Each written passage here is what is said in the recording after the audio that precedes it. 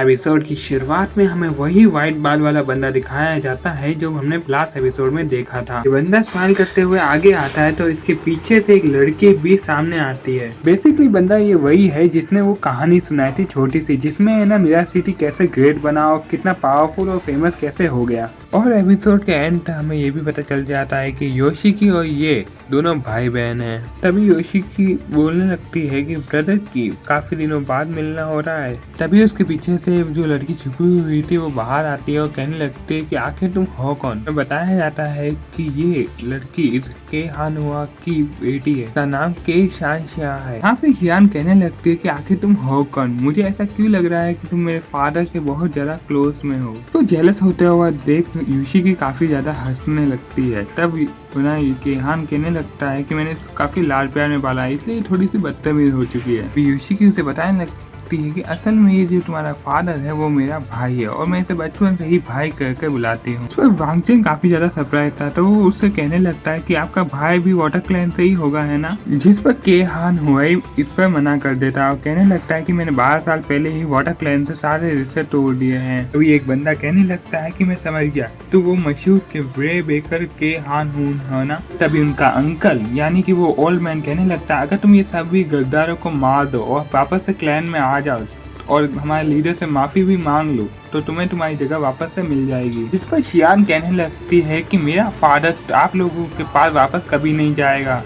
केहान हुई भी कहने लगता है कि अगर मेरी बेटी ने कह दिया तो मैं उसके खिलाफ कैसे जा सकता हूँ। जिसके बाद वो एल्डर सेंटर्स की ओर देखने लगता है। जिसके बाद योशिकी उसे कहने लगती है कि भाई तुमने अपनी बेटी को काफी सर पे चढ़ा दिया है, जिसकी वजह से वो काफी बदतमीज हो चुकी है, बिल्कुल मेरी तरह। ये कहते हुए वो भी हानकोआई के ऊपर हमला कर देती है। इसके बाद दोनों के बीच क्लोज कॉम्बैट होने लगता है। इन दोनों का ये मार्शल आर्ट इतना अच्छा लग रहा था कि पूछो ही मत। ये दोनों अपनी फाइटिंग स्किल के साथ में अपनी पावर का भी यूज करते हैं, जिसके कारण ये एक दूसरे से काफी दूर खिसकने लगते हैं। इन दोनों की फाइट को देखते हुए वांगचे अपने मन में कहने लगता है कि के हान हुआई ने सालों पहले इंसाफ के लिए वाटर क्लैन से अपने सारे रिश्ते तोड़ दिए थे। बस इन्हें योशिकी के पास भी कोई ऑप्शन नहीं है, पर मैं इन दोनों को ऐसे लड़ते हुए नहीं देख सकता, मुझे जल्द से जल्द कुछ करना ही होगा। तभी उसे ख्याल आता है कि मैं उस डिवाइन टोकन का यूज करूं, मतलब उस वुडन टोकन का। उसे ख्याल आता है अगर मैं टोकन दिखाने के बाद ये मेरी बात को नहीं मानते हैं तो ये तो डिसरिस्पेक्ट होगा ना। डिवाइन एम्परर के मैसेज को ना मानने पर इन लोगों के ऊपर बहुत ज्यादा खतरा भी आ सकता है। तभी हम देखते हैं कि ये दोनों लड़ते लड़ते एक दूसरे के सामने आ जाते हैं और वहीं पर रुक जाते हैं। योशिकी नोटिस कर लेती है कि वांगचेन उस टोकन को निकालने वाला है और वो उसे मना करती है, लेकिन वो उसे कुछ कहती उससे पहले एल्डर को इस बात का पता चल जाता है। वो तुरंत वांगचेन पर हमला कर देता है और कहने लगता है कि वो चीज मुझे जल्दी से मेरे हवाले कर दो। तो वांगचेन हैरानी से कहने लगता है तुम्हें कैसे पता कि मेरी शर्ट के नीचे क्या है। अब उस एल्डर को इतना तो पता चल जाता है कि उस लड़के के पास कुछ ऐसा है जिसका उपयोग करके वो ना केहान के खिलाफ कुछ यूज कर सकते हैं। तो उसे फोर्स करने लगता है कि उसके बाद जो भी है वो उसके हवाले कर दे। अब यहाँ वांगचेन को ना चाहते हुए भी उस टोकन को निकालना पड़ता है और डिवाइन टोकन को देखने के साथ ही सारे लोग स्पीचलेस हो जाते हैं। और वांगचेन कहने लगता है टोकन को देखना मतलब तुमने अपने सामने डिवाइन एम्परर को देखा है, सब जल्द से जल्द घुटने टेको इसके सामने। हम यहाँ देखते हैं कि सबसे पहले योशिकी और उसके चमचे यहाँ पे घुटने टेकते हैं और एक एक करके सारे लोग उसके सामने घुटने टेकना शुरू कर देते हैं। तभी वांगचेन मन में कहता है कि मैं ये नहीं चाहता कि ये दोनों भाई बहन आपस में लड़े और मिराज सिटी के ऊपर कोई अटैक हो। तभी वांगचेन लाउड वॉइस में कहने लगता है कि डिवाइन एम्परर चाहते हैं कि यहाँ पे जितने भी वाटर क्लैन वाले हैं वो ना यहाँ से रिट्रीट कर जाएं और कभी भी मिराज सिटी के ऊपर आक्रमण नहीं करे, और जो भी मेरे फैसले को ठुकराएगा उसके ऊपर 5 टाइप के द्वारा अटैक किया जाएगा, उसे पनिश किया जाएगा। योशिकी अपने लोगों के साथ कहती है कि हम आपके आदेश का पालन करते हैं और वो सबको जाने के लिए कहती है। वो एल्डर भी ना चाहते हुए भी उसके ऑर्डर को फॉलो करता है। अब सभी लोग जाने लगते हैं तो वांगचेन योशिकी को रोकता है। इस पर वो कहने लगती है तुमने सबके सामने टोकन को रिवील कर दिया, इसका मतलब पूरी दुनिया को पता चल गया है कि तुम डिवाइन एम्परर के मैसेंजर हो। अब मैं ना चाहते हुए भी अब तुम्हारी दुश्मन बन चुकी हूँ, क्योंकि वाटर टाइप एक डिफरेंट टाइप को फॉलो करता है और मैं उनकी सेंट्रेस हूँ। डिवाइन एम्पर मिराज सिटी को बचाना चाहते हैं, लेकिन वाटर टाइप तो उस पर कब्जा करना चाहता है। यह कहकर वो वहाँ से जाने लगती है, लेकिन वांग चेन उसका हाथ पकड़कर उसके रोकने की कोशिश करता है और कहता है क्या मैं आपसे दोबारा फिर मिल पाऊंगा। इस पर वो कहने लगती है कि अगर कभी हम ना मिले तो ही ये अच्छा होगा, वरना मुझे तुम्हें हर हाल में मारना होगा। यह कहकर वो यहाँ से जाने लगती है और कहती है कि तुम अपना ख्याल रखना, क्योंकि ये मार्शल वर्ड बहुत ज्यादा खतरनाक है और तुम्हें मुझसे ज्यादा अपनी फिक्र करनी चाहिए। इसी के साथ वो अपने जायंट बीस्ट के ऊपर सवार होकर यहाँ से दूर जाने लगती है कि तभी उसके सामने मिस्री आदमी आ जाता है। वो कहने लगता है कि तुम जानती हो तुम जिसे चाहे मार सकती हो, तो आखिर क्यों तुम उसके लिए इतनी फीलिंग रखती हो, और तुम जानती हो अगर तुम उसको खत्म कर दो तो तुम्हारे लिए सब कुछ आसान हो जाएगा। जिस पर यूशी उसे बताने लगती कि मैं नहीं जानती, लेकिन मैं इतना जानती हूँ कि मैं उसे पसंद करती हूँ और उसके साथ क्या करना है ये तुम्हारा मैटर नहीं है। तो बंदा कहता है अगर तुम उस बंदे को निपटा देती हो, साथ ही केहान हुई को भी निपटा के रख देती हो, तो ये तुम्हारे लिए बहुत बड़ी अपॉर्चुनिटी होगी। इस पर यूशी की बताने लगती है कि मैं 16 साल की जिंदगी में एक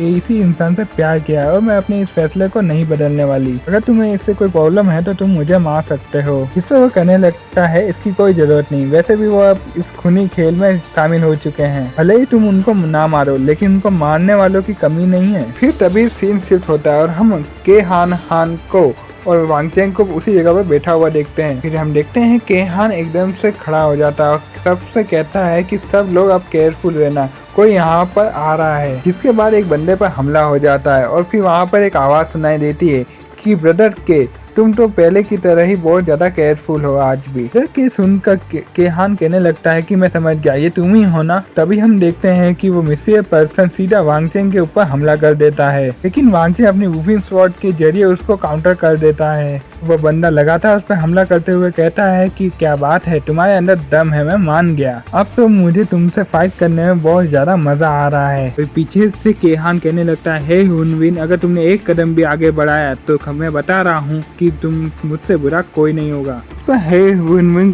काफी क्रीपी तरीके से उससे कहने लगता है कि केहान, जिस भी इंसान को तुम दिल जान से चाहोगे या उसकी सेफ्टी करने की कोशिश करोगे, मैं उसको इस दुनिया से मिटा के रख दूंगा। ये कहते हुए वो वांग चेन को काफी दूर फेंक देता है और हवा से उस पर फिर हमला करने की कोशिश करता है, लेकिन बीच में केहान हुआ ही आ जाता है। अपनी तलवार की एक स्ट्राइक से इतना खतरनाक हमला करता है कि वो इतना दूर जाके गिरता है कि पूछो मत। लेकिन तभी वह अपने ऑक्टोपस के ऊपर सवार होकर आता है और अपने ऑक्टोपस के टेंटिकल्स से उन पर हमला करना शुरू कर देता है। कहने लगता है केहान से कि तुम्हें लगता है मौत से डर नहीं लगता, और ये कहते हुए वो अपने टेंटिकल्स को चारों ओर फैला देता है। इनके सारे मेंबर्स को एक एक करके जकड़ लेता है, लेकिन हान हुआई अपने एक तलवार के स्ट्राइक से उनके टुकड़े कर देता है, मतलब उनके टेंटिकल्स के टुकड़े टुकड़े करके रख देता है। लेकिन हम देखते हैं कि ये बाकी के लोगों को टारगेट करना शुरू कर देता है और हम देखते हैं कि इतना ज्यादा ब्रूटल हो जाता है कि उनका खून भी पीना शुरू कर देता है। अब केहान हुआई कहने लगता है कि हमारे बीच की जो लड़ाई है इसमें तुम बाकी लोगों को शामिल नहीं कर सकते,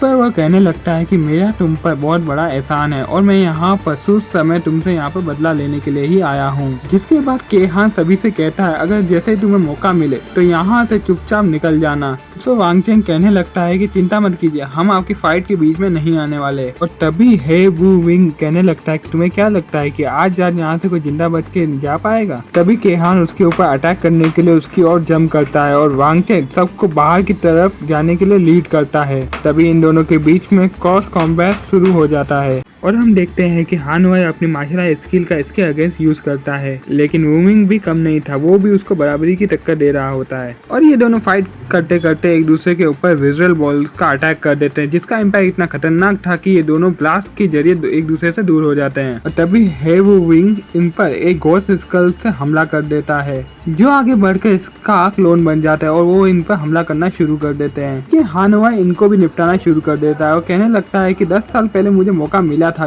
मुझे तुम्हें तभी निपटा देना चाहिए था। हानहुआ के मार्शल आर्ट्स को देखने के बाद वांग चेन मन में कहता है कि यार ये सच में नंबर 1 हीरो है। हम देखते हैं कि हैरानी के मारे वांग चेन का मुंह खुला का खुला रह जाता है। तो यहाँ पे हानहुआ टेंटिकल से बचते हुए वू विंग के करीब जाने की कोशिश कर रहा होता है, जो देखते हुए हवा में वू विंग उसके ऊपर मल्टीपल स्ट्राइक अटैक करना शुरू कर देता है। उसे पीछे धकेलते हुए कहने लगता है कि हान व्हाइट, क्या तुम्हें पता है कि मडेरियन को ब्लड फ्लो को पीछे करने में कितना ज्यादा पेन होता है। मडेरियन को वापस से रिस्टोर करना कितना ज्यादा भयानक हो सकता है, आज मैं तुम्हें इसका एहसास कराऊंगा। और ये कहते हुए वो अपनी सारी गोटली स्वॉर्ड को यूज करते हुए उस पर हमला कर देता है, लेकिन इन सभी से बचते हुए हानहुआ एक ब्रिज की तरफ चला जाता है। तभी वूमिंग हंसते हुए कहने लगता है, आज मैं तुम्हारे ब्लड को एज अ सैक्रिफाइस आज मैं यूज करूंगा, जो कि मेरी स्वॉर्ड के लिए होगा। तभी हम देखते हैं जो उसने लास्ट अटैक किया था, मतलब वो गोस्ट स्वॉर्ड अटैक किया था, वो अब एक फ्लेम का रूप लेने लगते हैं। हमें ये जो फ्लेम स्वॉर्ड थे ना, वो एक एक करके हानहुआ पे अटैक करना शुरू कर देते हैं,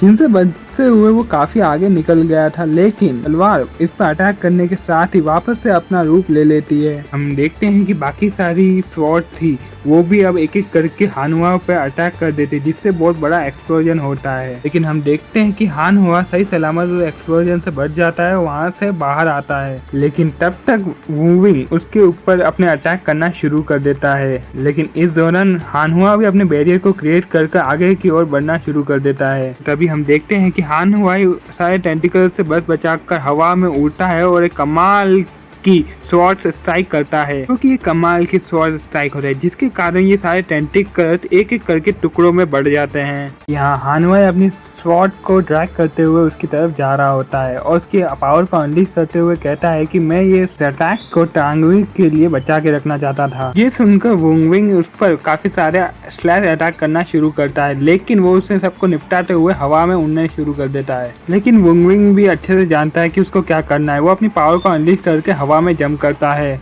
लेकिन हानहुआ इस दौरान अपनी तलवार को घुमाता है और टाइगर मंत्र नाम के अटैक को अनलीश करता है। ये अटैक इतना तगड़ा वाला था कि वूविंग के अटैक को मौका भी नहीं मिलता। देखते हैं कि वो अटैक उसके आर पार हो जाता है और जो भी उसके अटैक के इम्पैक्ट में आती है वो वहीं पर खत्म हो जाती है। हम देखते हैं कि उस ऑक्टोपस के भी चित्तर बितर हो जाता है और वूविंग के इस बॉडी को देखते हैं जो काफी दूर जाके गिरती है। और हम देखते हैं कि हानहुआ अपनी स्वॉर्ड को उसके गर्दन पर रखते हुए उसके सामने खड़ा हो जाता है। तो यहाँ पे वूमिंग कहने लगता है, तो ये वो मशहूर फेमस अटैक है ना। भी हानहुआ उससे कहने लगता है, चलो बताओ तुम्हारे इस दुनिया में आखिरी अल्फाज क्या होंगे। वूमिंग उसकी तलवार को पकड़कर कहने लगता है, मैं तो क्या है ना, तुम्हें बस ग्रेटफुल के साथ मरते हुए देखना चाहता हूँ। और तभी हम देखते हैं कि उसके ऑक्टोपस के एक टेंटिकल्स ने यहाँ पर वांगचेन को पकड़ लिया था और ये देखने के साथ ही हानहुआ का ध्यान कम्प्लीटली डिस्ट्रैक्ट हो जाता है। तब उसे वो सेव करने के लिए वहाँ उस तरफ चला जाता है और टेंटिकल्स को डिस्ट्रॉय करके वांगचेन को आजाद तो कर देता है,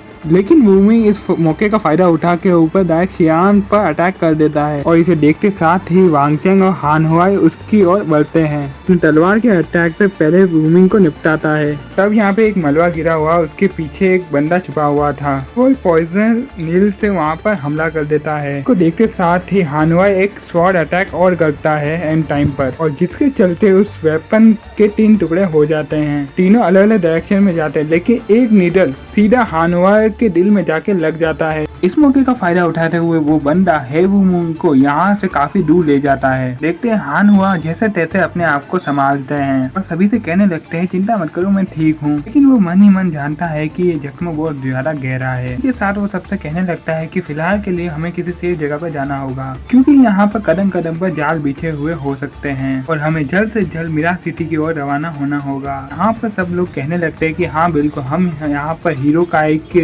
लीड को फॉलो करेंगे। यहाँ पे वांगचेन कुछ कहने वाला था, लेकिन हानहुआ उसको इशारे से मना कर देता है। तभी हम देखते हैं कि वाटर टाइप का बंदा यहाँ पे घात लगा के बैठा हुआ है, वो यहाँ पर उनकी सारी बातें सुन रहा होता है। तो ये सारी बातें वाटर क्लैन को बताने वाला है कि ये लोग अब मिराज सिटी की ओर आगे बढ़ने वाले हैं, जो कि हमें नेक्स्ट एपिसोड में पता चलेगा कि इनके एडवेंचर में आगे आगे क्या होगा, कौन कौन सी मुसीबत आने वाली है। लेकिन अभी के लिए ये एपिसोड यहीं पे खत्म हो जाता है, लेकिन इसके नेक्स्ट एपिसोड में बहुत ज्यादा एक्शन भरा पड़ा है। मेक श्योर आप एपिसोड को लाइक और चैनल को सब्सक्राइब करना ना भूलें।